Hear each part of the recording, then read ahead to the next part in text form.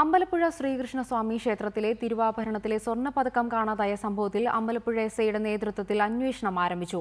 കഴിഞ്ഞ ദിവസം കമ്മീഷണർ നടത്തിയ പരിശോധനയിൽ പതക്കം നഷ്ടപ്പെട്ടതായി സ്ഥിരീകരിച്ചിരുന്നു. ഈ സാഹചര്യത്തിൽ ദേവസ്വം പ്രസിഡന്റ് നിജസ്ഥിതി മനസ്സിലാക്കാൻ നേരിട്ട് എത്തിയിരുന്നു.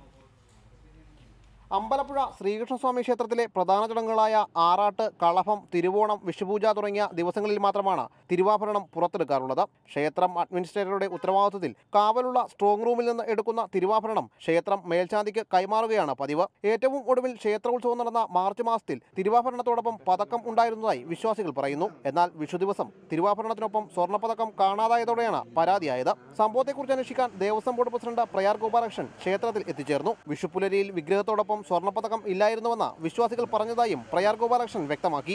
ഉത്സവ വേളയിൽ, തിരുവാറാട്ട് വേളയിൽ ഇത് ഭഗവാന് ചാർത്തിയിരുന്നതായി ഭക്തന്മാരിൽ നിന്ന്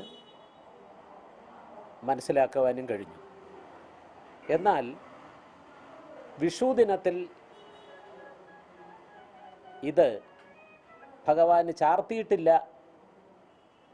എന്ന സാക്ഷിത്വവും പല ഭക്തന്മാരിൽ നിന്ന് മനസ്സിലാക്കി. നൂറ്റാണ്ടുകൾ പഴക്കമുള്ളതും വിലമതിക്കാനാവാത്ത രത്നങ്ങൾ പതിച്ചതുമാണ് കാണാതായ സ്വർണ്ണപ്പതക്കം. തിരുവാഭരണത്തിൽ നിന്ന് വിലയേറിയ പതക്കം നഷ്ടപ്പെട്ടിട്ടും ഇത് പുറത്തറിയിക്കാതെ രഹസ്യമായി സൂക്ഷിക്കുകയായിരുന്നു. തിരുവാഭരണത്തിന്റെ ചുമതലയുള്ള ഉദ്യോഗസ്ഥനും മേൽശാന്തിയും ഇക്കാര്യം മറച്ചുവെച്ചത് അക്ഷന്തവ്യമായ അപരാധമാണെന്നും പ്രയാർ വ്യക്തമാക്കി. ഒരു അക്ഷന്തവ്യമായ അപരാധമാണെന്നുള്ള അല്ലാതെ അതിനെ സംബന്ധിച്ച് പ്രത്യേകിച്ച് എന്തെങ്കിലും പറയുവാനുള്ള ഉത്തരവാദിത്വം എനിക്കില്ല.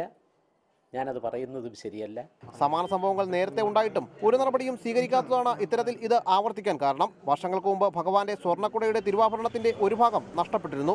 ഇതിന്റെ അന്വേഷണം എങ്ങും എത്തിയില്ല. സ്വർണ്ണപ്പതക്കം കാണാതായ സംഭവത്തെക്കുറിച്ച് അന്വേഷിക്കാൻ ദേവസ്വം ബോർഡ് വിജിലൻസ് SP ഉത്തരവിട്ടതായും സംഭവത്തിൽ കുറ്റക്കാർക്കെതിരെ ദേവസ്വം ബോർഡിന്റേതായ നടപടി ഉണ്ടാകുമെന്നും പ്രയാർ ഗോപാലകൃഷ്ണൻ വ്യക്തമാക്കി. ശ്യാമപ്രസാദ് ഉത്തമൻ, റിപ്പോർട്ടർ, ആലപ്പുഴ.